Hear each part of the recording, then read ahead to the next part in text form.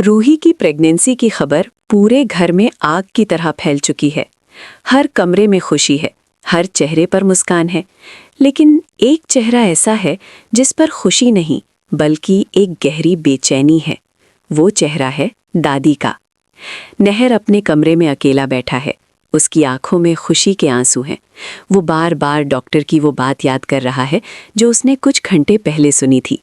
Ruhi pregnant है, वो माँ बनने वाली है और नहर पापा बनने वाला है। नहर अपने हाथ देखता है। ये वही हाथ हैं जिन्होंने कभी रूहान को थामा था और एक दिन इन्हीं हाथों में उसका अपना बच्चा होगा, उसकी जिंदगी का सबसे कीमती तोहफा। उसकी आंखें बंद हो जाती हैं और वो बस यही महसूस करना चाहता है कि ये पल हमेशा के लिए रुक जाएं। रूही कमरे में बिस्तर पर लेटी है। उसकी आंखें नम हैं, लेकिन ये खुशी के आंसू हैं। वो धीरे से अपने पेट पर हाथ रखती है। एक अजीब सा सुकून उसके पूरे जिस्म में फैल जाता है। मेरा बच्चा, मेरा अपना बच्चा। वो सोचती है कि कितने सालों से वो इस पल का इंतज़ार कर रही थी।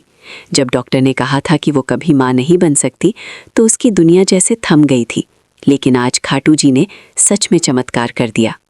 नहर कमरे में आता है। रूही की नज़र उस पर पड़ती है। दोनों एक दूसरे को देखते हैं। बिना एक शब्द बोले सब कुछ समझ जाते हैं। नहर धीरे से रूही के पास आकर बैठ जाता है। उसके माथे पर प्यार से हाथ रखता है। रूही, तुमने मुझे दुनिया की सबसे बड़ी खुशी दी है। रूही की आंखें एक बार फिर भर आती हैं।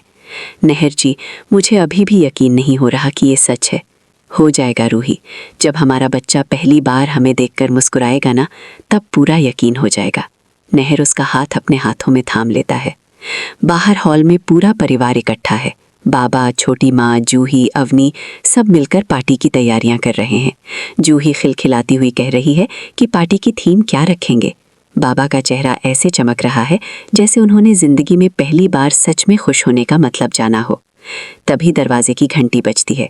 दरवाज़ा खुलता है और सामने रूही के नाना नानी खड़े हैं। हाथ में शगुन का थाल है।